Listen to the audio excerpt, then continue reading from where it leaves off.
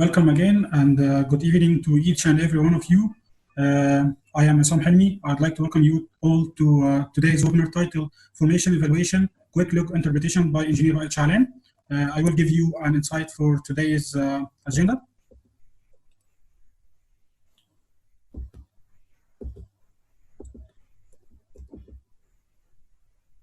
At the beginning, I'd like to thank all the student activities and the societies that are cooperating with us. I'd like to thank SPE BAU Student Chapter, SPE LU Student Chapter, SPE LU-Roumieh Student Chapter, NDU Petroleum Engineering Society, Engineering Society at Phoenicia University, and AAPG LU Student Chapter. Thank you all for your tremendous efforts with us and for your cooperation. Today's meeting simply is Dr.Wael, which is one of our team in Lebanon. He will give you a quick presentation about the OBA online internship program and questions and answers. Then we will give a few rules for today's meeting, and after that we will start definitely for today's session. So, Jed, the stage is yours.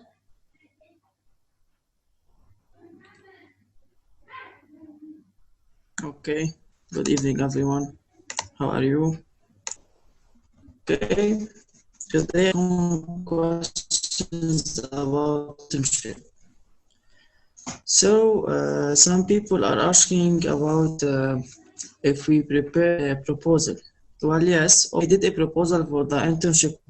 The internship duration is 1 month and provides a complete understanding of two main softwares that are Prosper and OFM, with real case studies for them, and also provides real data projects by high-profile petroleum companies. The second question is how to get more information or apply to our internship. Well, Isam will share a form with you now. Please, for students who are interested, make sure to fill it, and we will send you the internship proposal. And for more information, you can ask your university's representatives. The third question is, did you make a deal with any university? Well, we notified all universities about our internship. So far, we've done a deal with BAU University, and we are working on a deal with LU University too. Can we attend only a part of the internship? Yes, you can, and you will have certificate for the part that you have attended. Well, the fifth and the last question is, are you able to provide an internship program to geology or petrochemical students? Yes, we are able. OPA delivered a wide collection of softwares, including Aspen HYSYS that is mainly for petrochemical students, and also TechLog for geology students. The only challenge is having a group of minimum 12 students. Thank you so much. Engineer Wael Shaalan. Engineer Wael is a geoscience instructor and consultant. Engineer Wael has a master's degree of petroleum geology from Cairo University. He has more than 12 years of upstream oil field experience. He worked for Schlumberger Oilfield Services in Egypt, UAE, Kuwait, Bahrain, and Saudi Arabia. He is a borehole image expert and a geosteering specialist. He worked as a technical sales advisor for a geosteering international company. He is also a technical consultant at the Egyptian Mineral Resources Authority. He is also a GTI member and instructor. Engineer Wael, thank you for accepting our invitation for today's webinar, and the stage is yours. Our topic today is formation evaluation. Formation evaluation, it's a big topic. We cannot cover it in one session because of this, because the formation evaluation is a big family. We will focus in the quick look interpretation or quick look interpretation, which means the essentials of the formation evaluation. Our agenda for today, we should get when we mention a formation evaluation, we should know what is what is the meaning of well logging. That's why we'll go through a quick overview for well logging for who doesn't know about well logging before. Then we will highlight and elaborate lots of formation evaluation aspects, or the main aspects for the formation evaluation. Then we will go through some interpretation tips, how we see the log, how we read the log. From interpretation eyes, how can we judge the log, how we can see some integrated features between the log to help us in confident interpretation. Then we will focus, or we will highlight the main petrophysical parameters, the main petrophysical aspects we should get from the log. We will know what is porosity, what is saturation, how to identify the lithology, how to judge the lithology. Is it a good reservoir? Is it a bad reservoir? Or all such petrophysical aspects, we will go through it, and then we will have like small simplified conclusion for what we have introduced. Okay, are you ready? Let's start. The rule for the presentation, I'll go through the presentation, I'll finish my presentation, and then I'll start getting your nice questions at the end of the presentation. But when I ask, I have to ask. So this is a question for you at the beginning. Do you know the differences between these three aspects, these stuff? Formation evaluation, petrophysics, well logging, because some people mix between these terminology when we start talking about this aspect, differences between formation evaluation, petrophysics, or well logging. That's why I wanted to start by this explanation. Formation evaluation, it's a big family. So when you study the formation to understand what is inside the formation, in terms of porosity, permeability, hydrocarbon, formation evaluation can be done through different stuff, through petrophysics, through well logging, through geomechanics, through core, through mud logs. Whatever the aspect or the tool you want to study the formation with, go ahead. So it is not limited by a certain tool or by a certain aspect or by a certain parameters. Anything can help you study the formation and get the hydrocarbon and get the quality of the reservoir. This will come under the formation evaluation. Petrophysics is the methodology or the study. The word petrophysics divided into two words. Petro means rock. Physics, we all know that the physics is a physics. So you study the physics of the rock. What is the physics of the rock? You study the fluid. You study the interaction of the fluid with the rock. You study the pore spaces. You study how these either physical or chemical properties of the rock or the fluid can impact the reservoir. So you study the saturation. All the kind of the study, we call it the petrophysics. Well logging, its aspect or the tool we use to make something about the formation evaluation or the petrophysics, the tool we have, which is well log. The well log is a continuous record inside the hole to get some properties of the rock. These properties could be mechanical properties, could be electrical properties, or could be physical properties, but the most, or could be acoustic properties. So the most dominant property we have, which is electrical property, like resistivity, maybe gamma ray, maybe neutron density. We will highlight this. So well logging, it's the log itself. So now formation evaluation is the big family. the methodology or how we study this using the petrophysics methodology. The well logging is the tool. There is many tools. Core is a tool, but well logging is another tool. So we can do petrophysics or formation evaluation using well logging or other stuff. Okay. Then what is the value behind this? Why I'm studying, why I'm making formation evaluation, why I'm studying petrophysics, why I have to understand logs and what is well logging, and how to differentiate between different log response or log motifs. So if I don't know the value, so I recommend before anything, before you study any topic or before you study any aspect, you have to know what is the value of this. Okay. The value of a study of formation evaluation or well log interpretation or petrophysics, it all come into these aspects.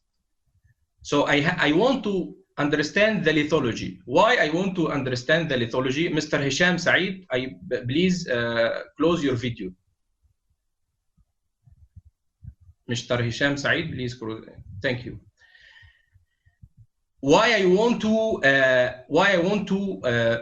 study the lithology? Because we have some stuff are reservoir rock and some are not reservoir rock. We have sandstone, we have carbonate, we have shale, but not all these are a reservoir. That's why the first thing, the first stuff, I want to understand what is the lithology. Should I have sandstone, I have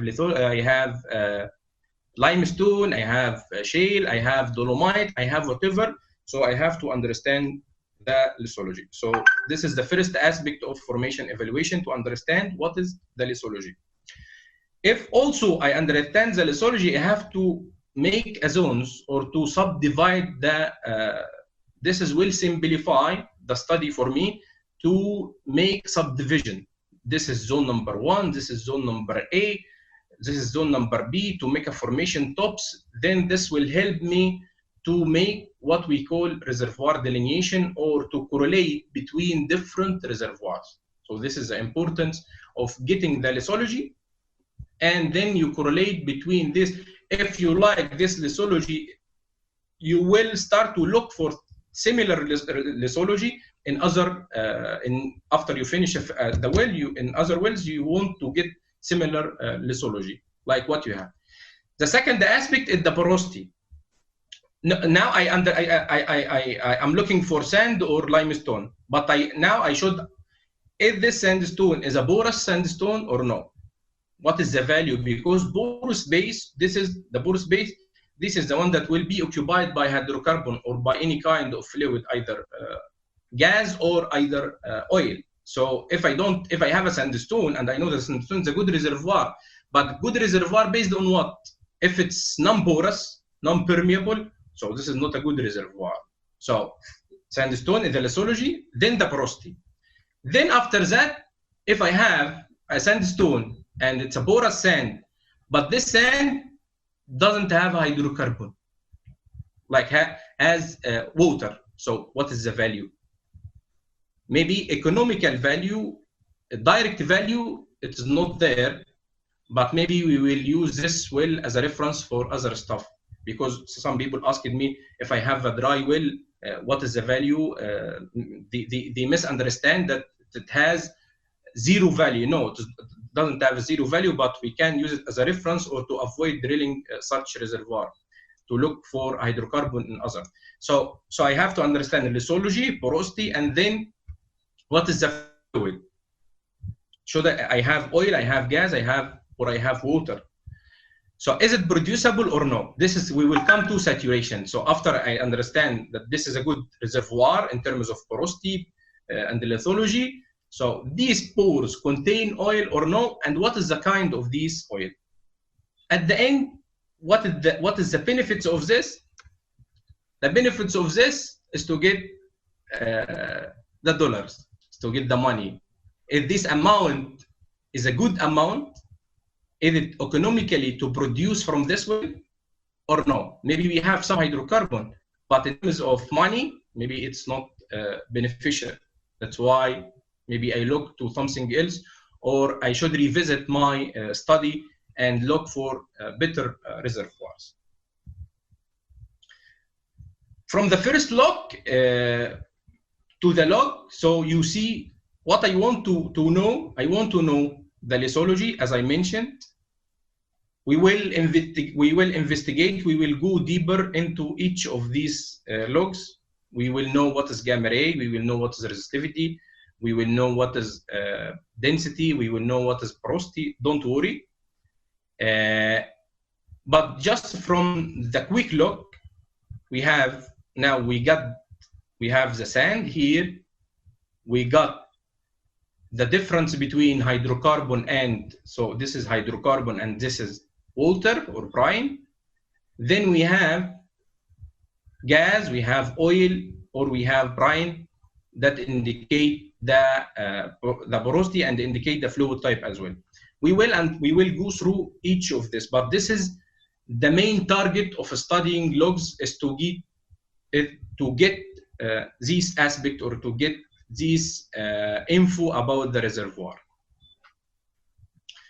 Okay, we will get into a quick overview about well logs, wireline logs. I'll not spend too much time in this.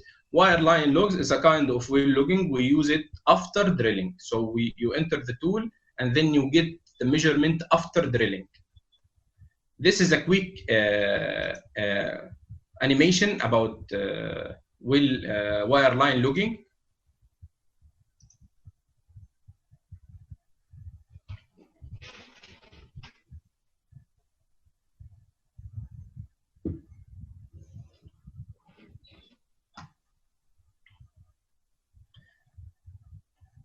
So the first was the truck. This we call it a wireline truck, contain all the computers, all the machine utilized in recording the well.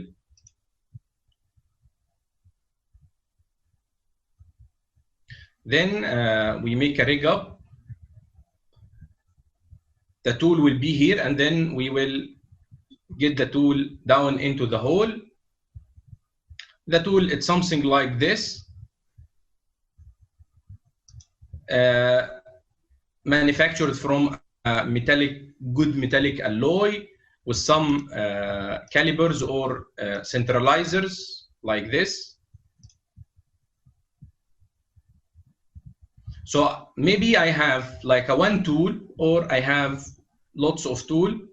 This is for this info for people that the first time to hear about wireline tools. I know maybe here some people hearing me, maybe they visited some yards, maybe for Schlumberger, Baker, Weatherford, Halliburton, or whatever. So they should see this tool physically in the workshop, and they get some information from the engineer there about how the tool is working. We have different logging tools. So this is just a quick animation about the wireline. The second time of well logs is MWD, LWD. MWD, LWD, we have the measurement after drilling, while drilling. So wireline, it's getting continuous record or making a measuring after drilling. And MWD, LWD, MWD means measurement while drilling, and LWD means logging while drilling. These kind of tools, we use it while drilling. So you drill the well, and then you get information while you get information about the lithology, you get information about the porosity, the density, neutron image while drilling. And this is very important in doing deviated wells or lateral wells, or using when we make the geosteering operation, we use such tools, MWD, LWD tools. This is also quick animation about LWD. Here I'm making the well. The measurement will be done during the drilling. So this is just lumping the tool, or simplifying the tool. Then we will get the tool into the hole while drilling.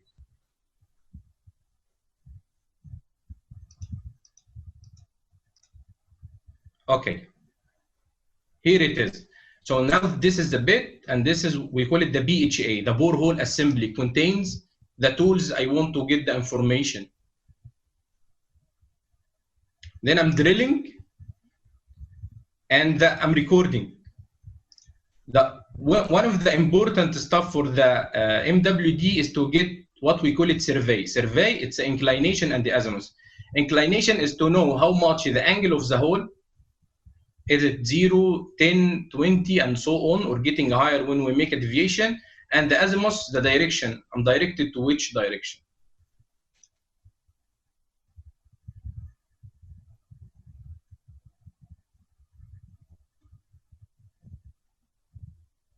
Okay, so now he's drilling, and then he's getting continuous record, or we are getting measurement while drilling. And this is, as I mentioned, it's very helpful for both deviated. So can you see in the survey now, this has become higher. The angle become higher.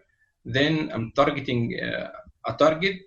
So we start making, increasing the inclination to land in a target. So this is just a quick animation about what is LWD. So now we understand what is wireline and what is LWD. If we are talking about wireline, we have three kinds of wireline logging. We have open hole logging, and we have cased hole logging. This is when we have the hole without casing. This is for the cased hole to evaluate the casing, to evaluate the cement. This is for the perforation and production logging, like FSI. But what we will focus in now, which is open hole logging. This is what we are using during the. This is what we will focus on during this session. This is just a quick animation, just for who the first time to see a log, or to imagine what is a tool, what is a wireline tool. This is just for you. Okay, the tool will be like this. This is your hole, and this is your layers. And you start your tool, you are logging like this, and the tool is getting up like this. This is the wire, and this is the platform, the rig that you have. So this is the logging. You get a continuous reading for different property. We have a property here, physical or electrical property. We have another property. We have another property here. Then you start making your logs to get. You maybe have one tool, or you maybe have tool assembly. You have different tools. You have 2 tools, 3 tools, and so on. This is based on the whole limitation, the whole size, and the whole condition can allow you to use one tool or more than one tool. So at the end, you will get, this is the basic logs we have in open hole logs. So it's very common, and it's very utilized, and it's well known. So in most of wells, you should have this package, or what we call it the triple combo. Triple combo, which was triple, gamma ray, density neutron, and resistivity. Beside this, we have, let's start by caliber. Caliber, to give us indication about the hole size. This is this one that I'm referring to is a caliber. So caliber will get you the diameter of the hole. Do you have enlargement? Do you have washout? And this is very important for evaluating your reservoir and evaluating your hole stability. Gamma ray, we will talk about the gamma ray. Gamma ray is the green curve here. And this is, we call it resistivity. This is the resistivity. We will talk about the resistivity. And here we have the density neutron. This is the density, and this is the neutron. We don't have sonic here, but we can add sonic to the main package, and we will talk about sonic as well. So this is the common logs. We have lots of other logs. We have too much advanced logs, but the room will not allow us to go through all of these during this session. Don't worry about the log measurement or to differentiate between different logs, or to investigate the log response, because we have lots of tables like this and lots of atlas about the log response or the log motif. The gamma ray in front of sandstone reading high or low, the resistivity reading high or low, the density reading high or low. If I have dolomite, if I have carbonate, limestone, if I have shale. So these, to be expert in the log response, you have to practice, you have to see different logs, to see different examples, and you have lots of references in the internet, lots of references. You can get the ideal rock response and correlate it with what you have. We will come back to this. This is the main slide. When we talk about lithology, the first thing we can get the lithology using the mud log. The mud log, all the information, it's based on the mud.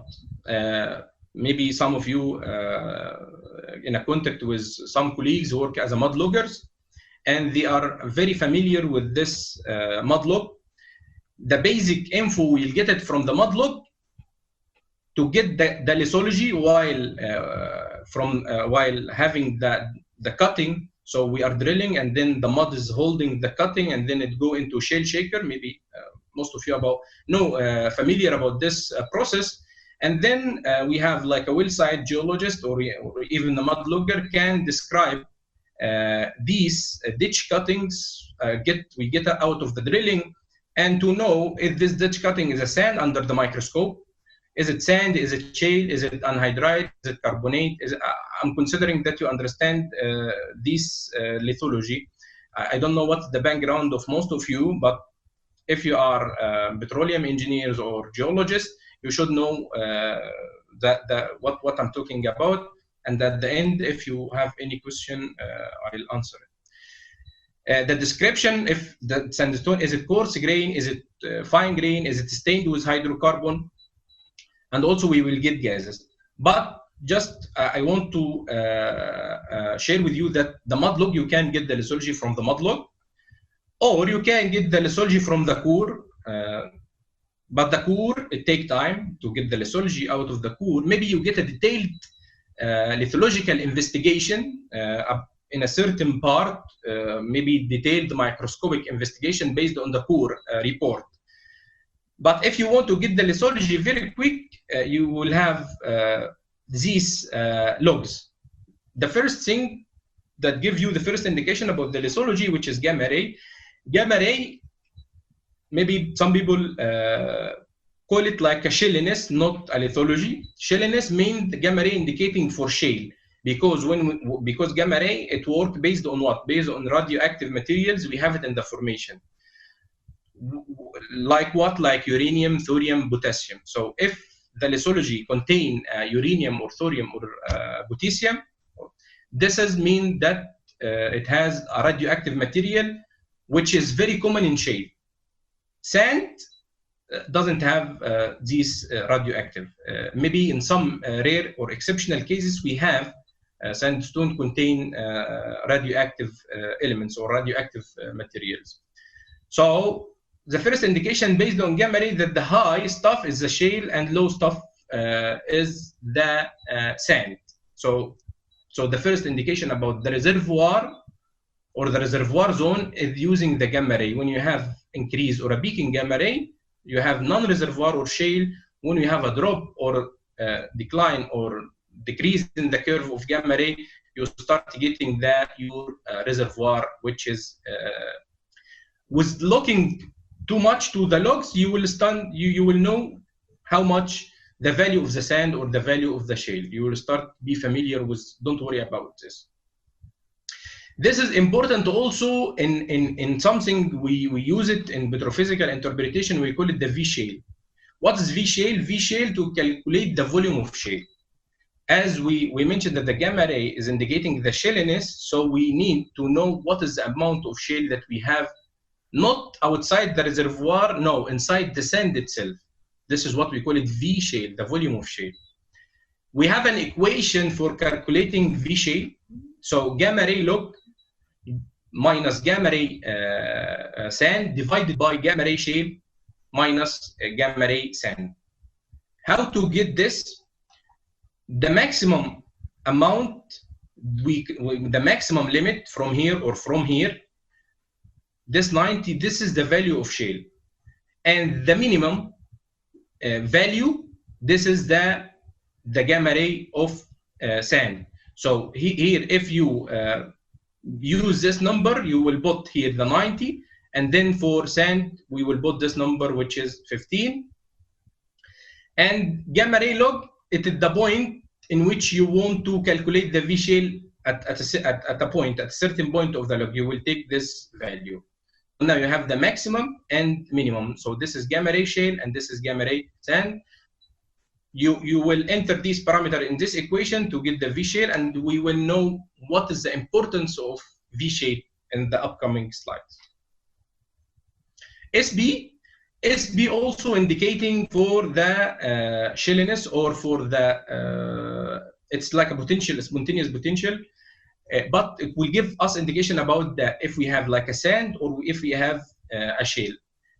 SB is an older than gamma ray. Maybe it is not widely common nowadays, but if you have like an old well and you want to use this data and you only have the SB, you have to use it. So it's very similar in utilization like gamma ray. So we use it in defining the sand shale, and also we use it in correlation, and we can use it also in getting the RW. So it's very in reading. So the high, it means this is the shale line, and low mean this is the sand line.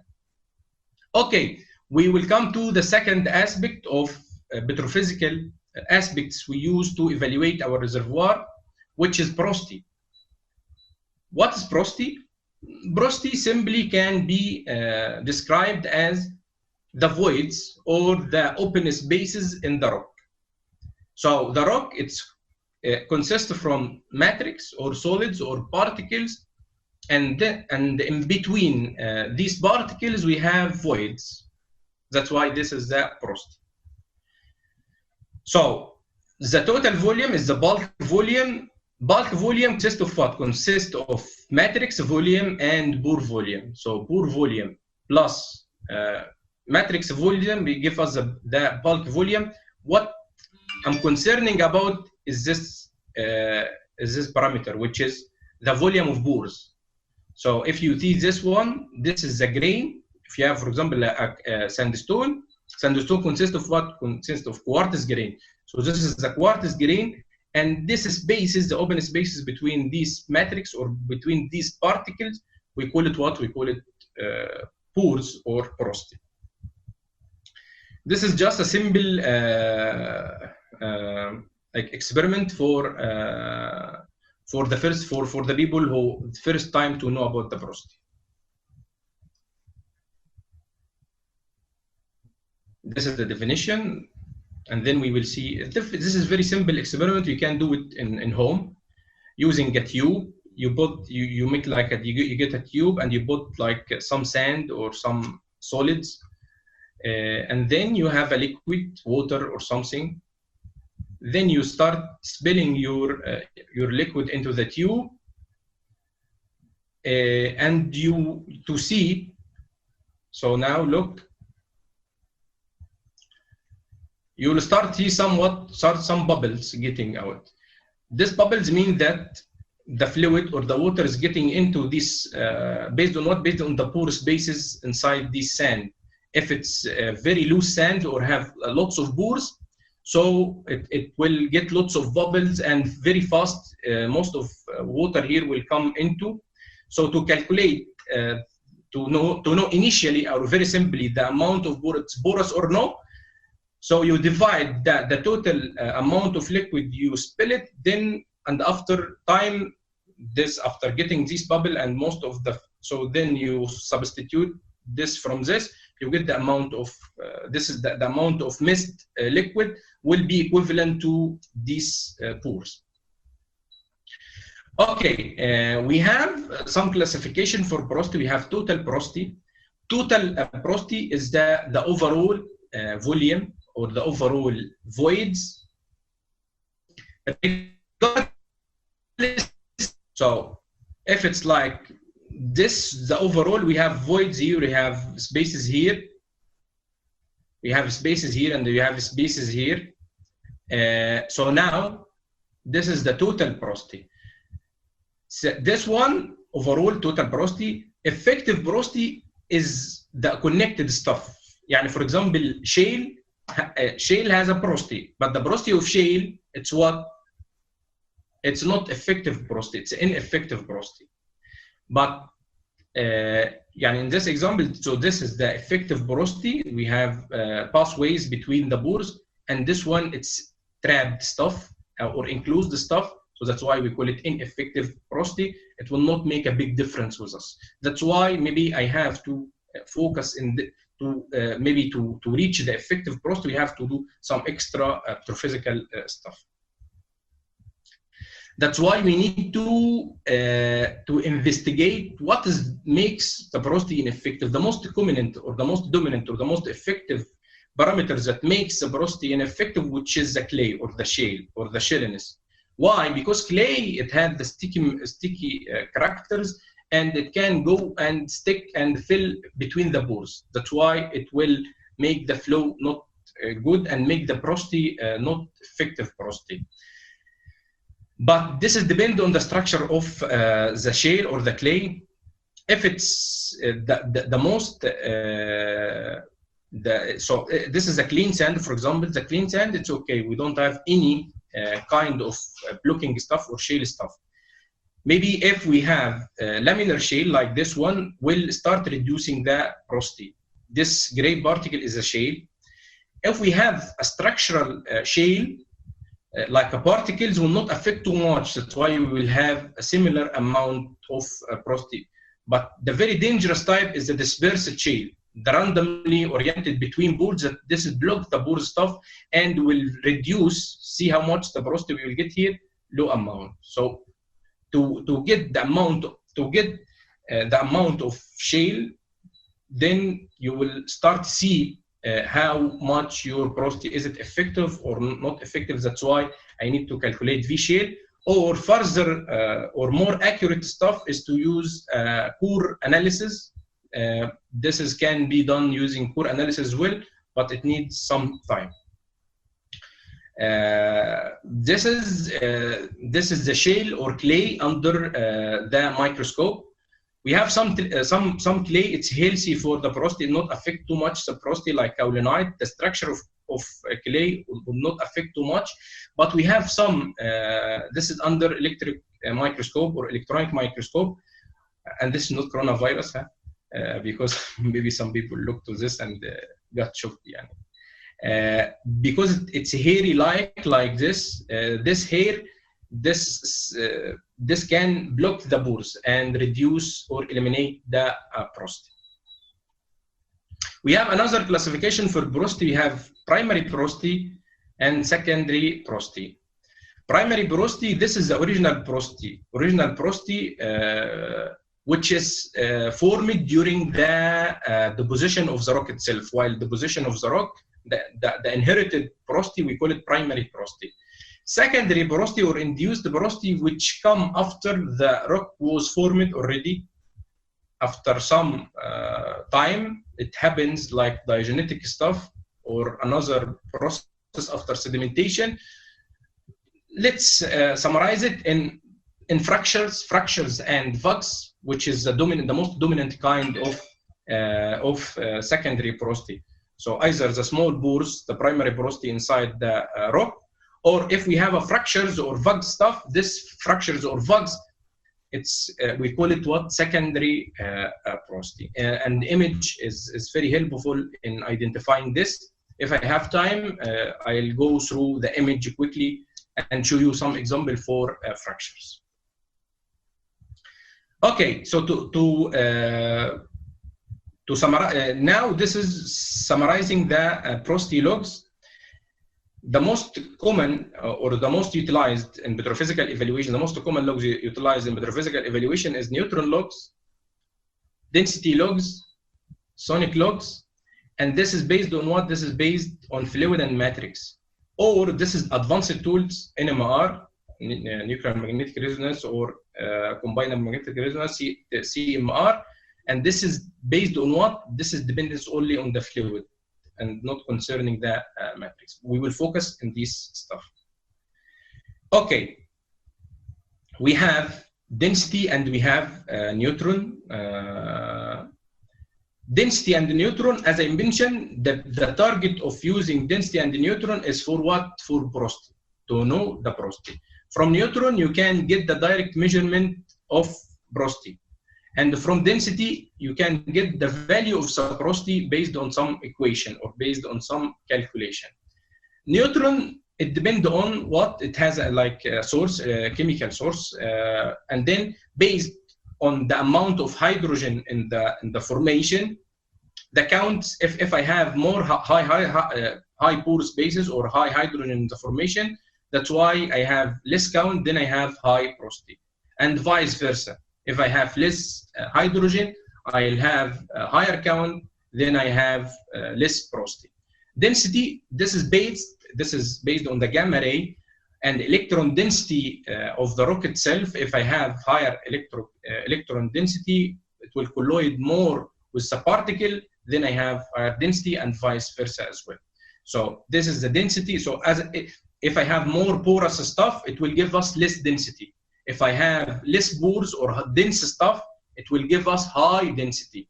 So you can understand it in this way. This is the shape of the log of either for, this is for neutron, the blue one is neutron, the scale is -15 to 45, and this is the red one is for density. In front of sand, you will find the deflection, this deflection in density neutron, the neutron will be in the right side and the density will be in the left side.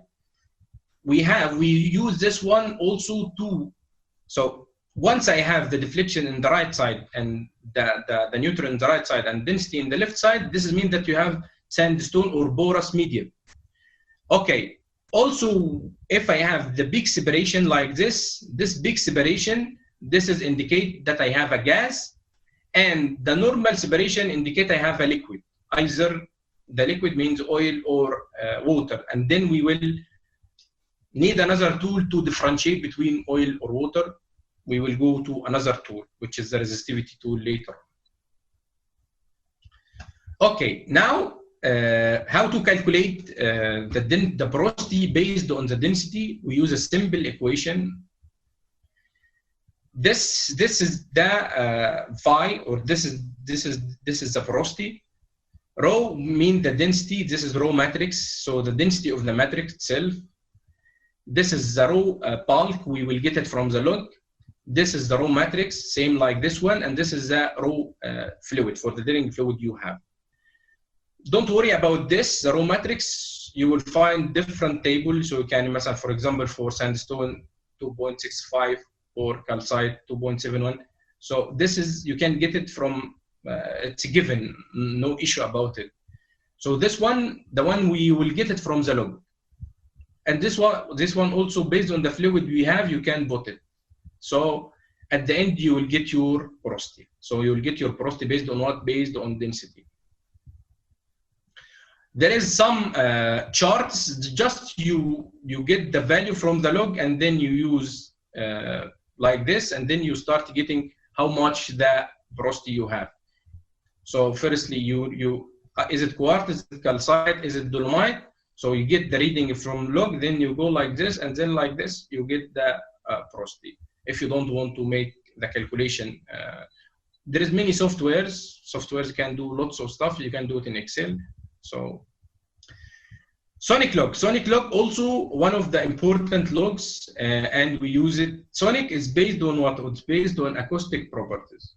Based on acoustic properties on the sound, it's a property. We use sound wave like what we use it during the day. Then if we have like valves and stuff, this will affect the reading. We have in the sonic, we have transmitters, we have receivers. The delay, if you send the sound wave, So this sound wave can be attenuated and can be segregated into different waves, either shear wave or compressional wave. And then it takes time, what we call it delta T, to reach the receiver. If it takes long time, this means you have a rock unit, a unit with a specific character. If we have smaller time, it reach in the arrival came in small time. This is you have another unit have another specific character. And as most of us know that the sonic or the sound will travel fast in solid stuff, less than fluid stuff or open stuff or on the air, for example. We have also equation for getting the porosity based on sonic.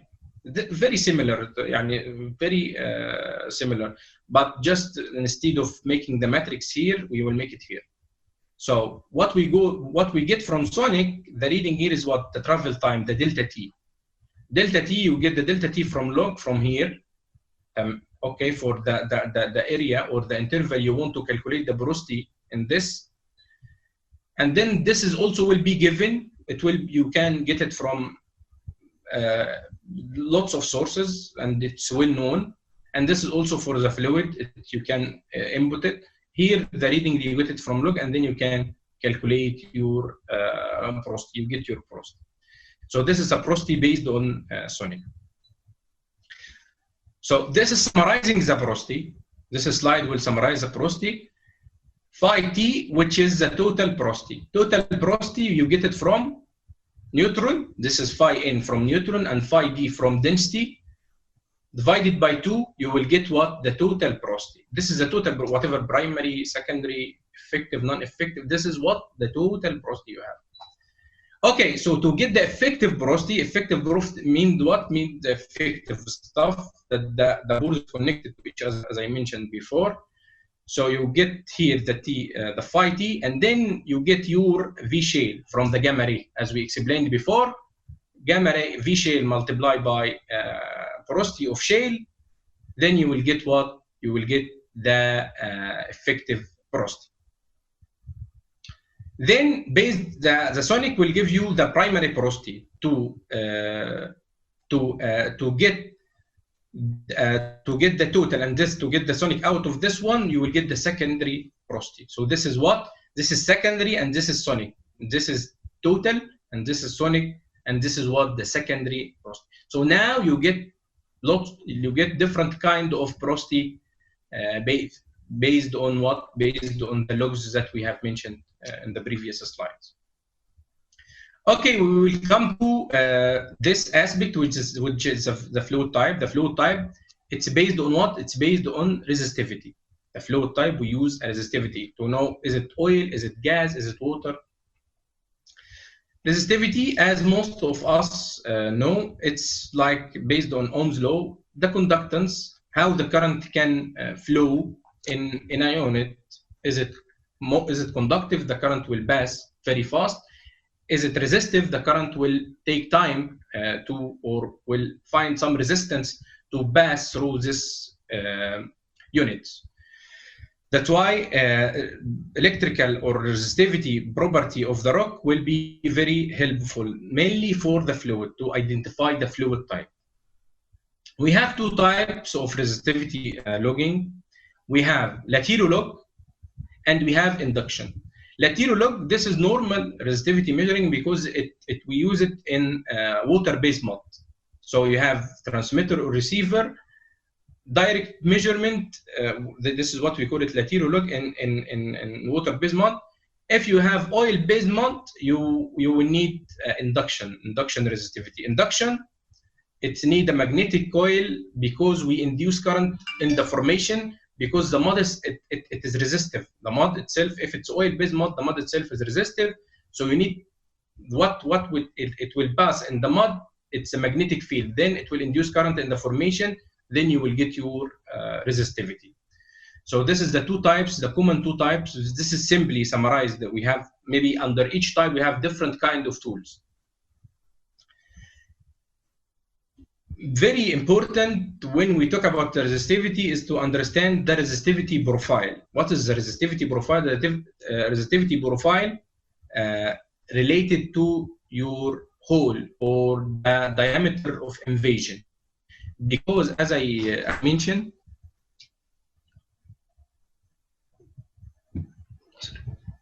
resistivity, it depends on the fluid. So as the migration or the invasion of the mud itself, it will affect the resistivity reading. This part, we call it the mud cake. This part, mud cake, we have like solid stuff of the mud, solid particles of the mud. If we have like a permeable zone, the solid stuff of the mud will get out, then the fluid will get in, and then we will start build like thick part in the hole. With this part, we call it what? Mud cake. This part, we call it the flush zone. So mud start getting into the formation. Then this zone, we call it the transitional zone, and this is uninvaded zone that the mud doesn't reach too much here to this or the virgin zone. That's why we will have different kind of resistivity. We have resistivity of mud cave, we have resistivity of the flushed zone, we have the resistivity of the mud filtrate, and this is the resistivity of the formation, the uninvaded resistivity or the true formation resistivity, and this is water resistivity of the formation, and this is what the saturation is. It means saturation of the water in the formation, and this is saturation in the flushed zone. This is based on what? Based on the resistivity profile. Yani if in for example this is like different sections, one in the uninvaded zone and one in transitional zone and one in the flushed zone. The flushed zone is mainly mud filtrate. Here mix it between mud filtrate and the formation fluids. Here it's mainly the formation fluids. Either this is the uninvaded zone, it will be either water or oil. This is the resistivity profile. This is the resistivity log. How you read the resistivity log? The resistivity log, the unit, it's ohm meter, and the scale, it's from 0.2 to 2000. We call it logarithmic scale. This is 0.2, this is 1, this is 10, this is 100, and this is 1000, and this is 2000. This is what we call it what? Logarithmic scale. Why you see this big stuff? Or the difference between this and this is mean that you have a permeable formation. Permeable formation that you have a different zones. You have flushed zone, you have transitional zone, and then you have the deep or the formation resistivity. That's why you have the change between this and this indicate that you have a zone of invasion of this unit or this zone. It's permeable zone. High resistivity indicate the hydrocarbon, and low resistivity indicate that you have water. This is very simply without make it complex. So simply, this is how you read the resistivity log. We will come to maybe we run out of, if I run out of time, just let me know. Maybe this is the last aspect I'll talk about. This is saturation. Saturation is the fraction how much I have of the fluid in between this particle or in the porous spaces. So either you have water, the dominant fluid is water, or you have mixed between water and oil or hydrocarbon, or you have mainly oil stuff. This is just also animation to get the simple meaning of saturation.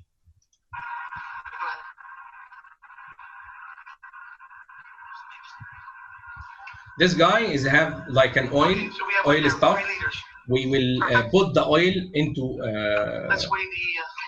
this container, and then he will start put it in the scale and see how much the weight of this oil.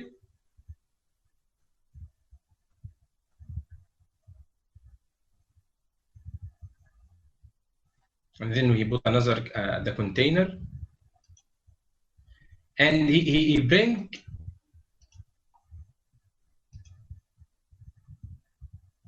brought a boom, sponge boom, and also he will measure the weight of this boom. Here it's 0.5. Then he will start spilling this oil in the container.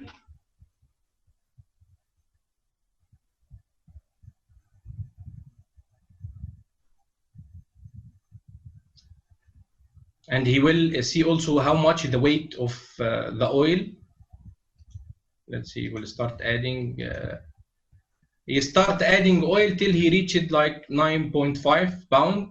Then he will start merge, put the boom down in the oil and make it absorb as much as it can from this oil. He will start making this until he make it fully absorbed or fully saturated by oil.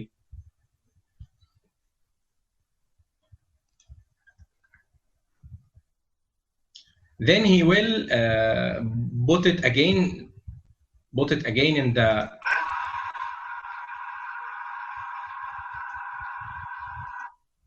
now it's become fully saturated by the oil.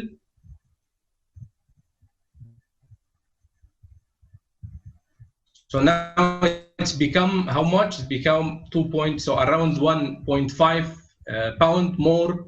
So you can imagine how much it gained from the oil when he. So this is what we call saturation. This boom is become fully saturated. Even we don't have any drops now. It's fully saturated by oil. So this is the concept of very simply. This is the concept of saturation. Okay. We get the saturation by the very famous Archie equation. We get it's indirect using what? Using porosity and resistivity. We use the porosity and resistivity to calculate what? To calculate saturation. But this is what? Water saturation. SW is water saturation. This is the porosity, and this is the water resistivity, and this is the true resistivity of the formation, and this is tortuosity factor, and this is cementation factor, and this is saturation exponent. These parameters, we in an indirect way, we change the resistivity and porosity into saturation. Into what? Water saturation. Then out of the water saturation, we will get the hydrocarbon saturation, either oil or gas saturation. So now I have the cubes, I have hydrocarbon, I have, so either we have the fluid or hydrocarbon or water. So 1 minus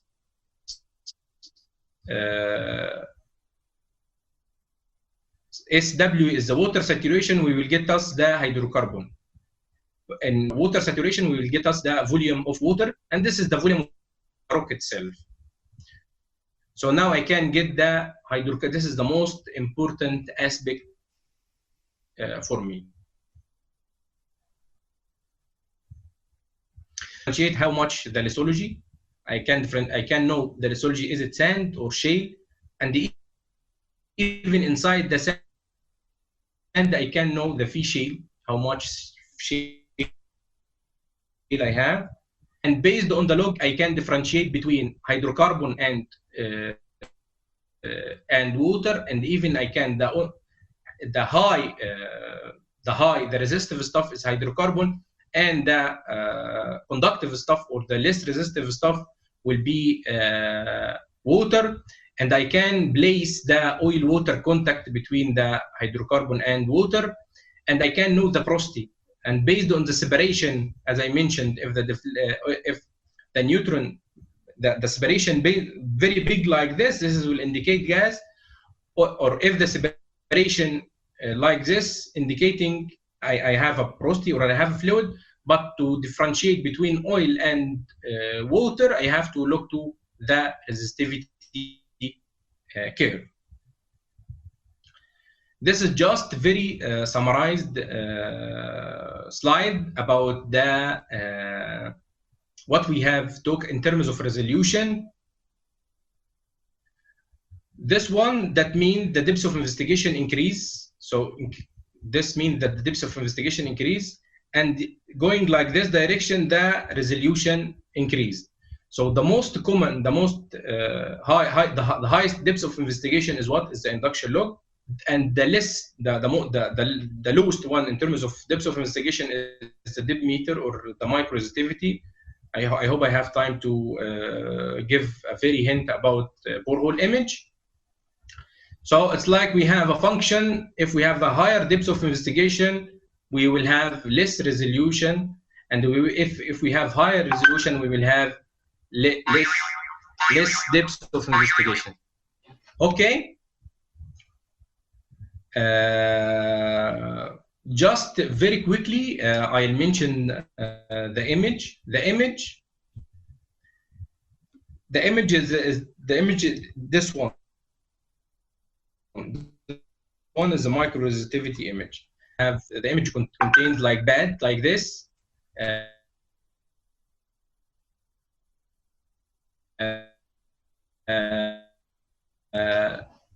Contains beds like this. The beds will generate current, and we will get a current micro resistivity. If we have like 192 button, we will change this micro resistivity into image. The light one means resistive, and the dark one means conductive. This is the light one means that I have a resistive stuff, and dark one means that I have a conductive stuff like shale or sand is resistive, clay is conductive. The most common feature I get it from the image is the fracture, is the faults, the bedding itself, the layering, sedimentary structures like cross bedding. I know this is all geological features, and I'm going very quickly in the image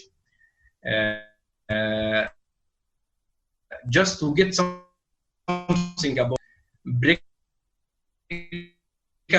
and induced fractures. It's geomechanical. Just highlighting some small stuff, and then you can investigate in these topics. Breakout and induced fracture, it's for geomechanical evaluation. Maybe for you as engineers, the fracture is very important to understand the fracture, to understand how it affects the porosity, the secondary porosity of the reservoir is very important.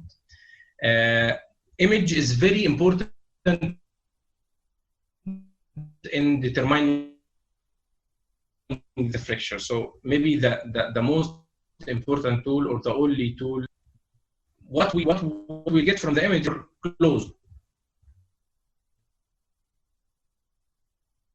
If it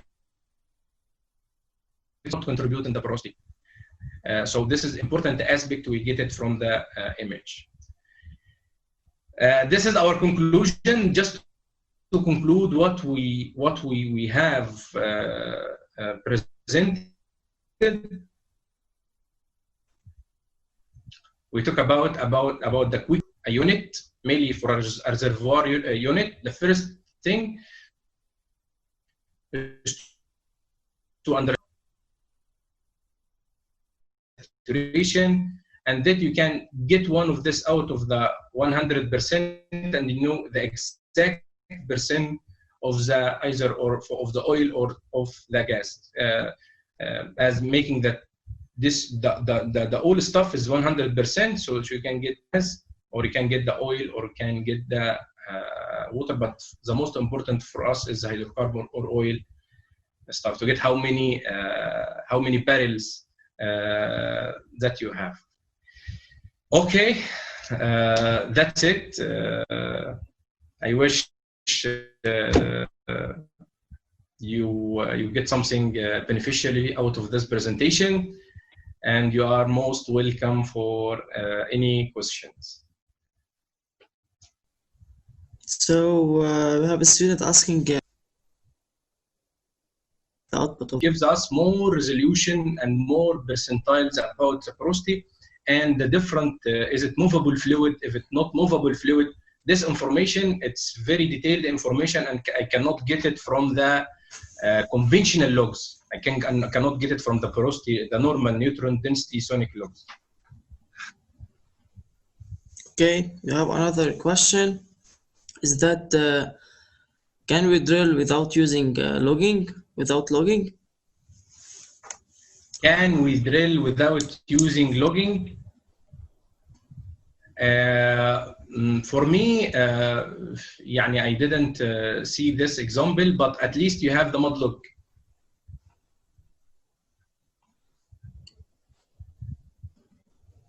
Okay, there's a question about how I can know if there is heavy oil or light until I interpret while logging. How can I? Can you say it again? Yes. Okay. Can we know if the oil is heavy or light before while logging, interpreting our while logging? Okay, so to know that the oil it's heavy or light, so you have to get a sample of the reservoir, and this is what we so there is a tool called RFT or MDT. We take a pressure sample or we get mobility sample from the zone itself, and then we can identify is it heavy or is it light stuff.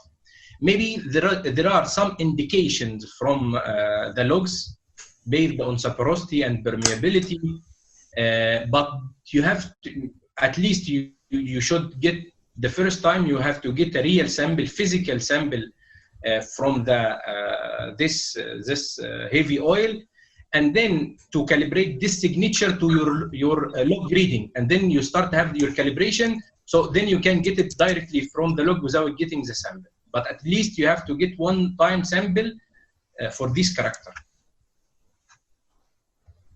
Okay, we have another question. Can you please explain about the neutron density log, how to discriminate between gas and oil, the separation between the neutron and the density log? Okay, just now I'm sharing my slide. Do you see my slides? Yes. Okay.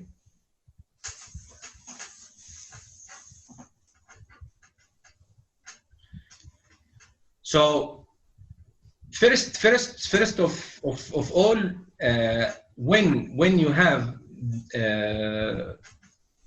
let's make that we have a porosity or we have a fluid. So the first thing that I have, this deflection is we understand it now. We have this density here and the neutron is here. So now this is non-reservoir, or I don't have porosity and permeability. This should be clear. Then, how can I differentiate between oil and gas? Oil and water, they are very similar. I'll differentiate using the resistivity. But oil and gas, the gas itself, it make a big separation between the density and the neutron. Why? Because gas, it has like a free hydrogen, and neutron is very sensitive for hydrogen atoms. That's why, because hydrogen is free and the hydrogen atom, it's highly spaced, the detection will be like this. That's why we will see like a big gap. The hydrogen inside the oil, it's more free than the hydrogen inside the gas, not like inside the oil. That's why we have this crazy reading, we can call it crazy signature for the neutron. That's why it makes the separation very big like this. Okay, thank you. So it's based on what? Based on separation between density neutron. You have this big separation between density and neutron. Okay, thank you. We have another question about why do we have to differentiate between primary and secondary porosity? Okay, good question.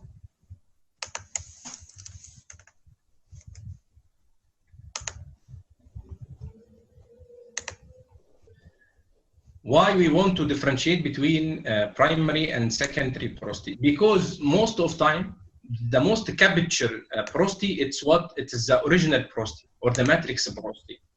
Sometimes secondary porosity will not be visible as much as the primary porosity. So secondary porosity, it will be considered as an added porosity for your reservoir estimation. So if you have a piece of porosity will affect your calculation, why not you don't have it? That's why it's better to get the secondary porosity to be added to your calculation, and you consume this piece of porosity or to add it to your calculation and your evaluation about your reservoir. Okay, there's a question. What are the cases at which we get separation in neutron density log, not crossover? Separation, and I mentioned we have two types of separation. Separation either if it's non-reservoir, or it's a reservoir or porous medium. So for non-reservoir, anything out of non-reservoir, this is non-reservoir. But for reservoir, we have to differentiate between what? Between is it oil or gas? The oil, it's so now I already mentioned the difference between the oil and the gas. Big separation between gas and small separation in front of oil. Okay, Hisham is asking about the difference between MWD and LWD. Usually nowadays we don't have big differences between them because all the technology now it's getting that toward the most of LWD tools. Previously, the wireline was giving more or high resolution info or high resolution reading than the LWD. But nowadays we start getting lots of tools that the depths of investigation are very close and the resolution is very close to wireline. Okay, thank you. You're welcome. Okay, so Khalid need more explanation about the NMR log. NMR log, it need another session. Maybe he can contact me and I'll give him lots of highlights about the NMR because it needs another session and the time will not allow us to explain the NMR. Okay. Maybe he can contact me. I'll give him a brief notes about NMR. Okay, thank you so much, Engineer Wael. Over now, do we have some more questions? Is there anyone that want to ask any more? Okay, then thank you everyone. And thank you, Engineer Wael, for this amazing session.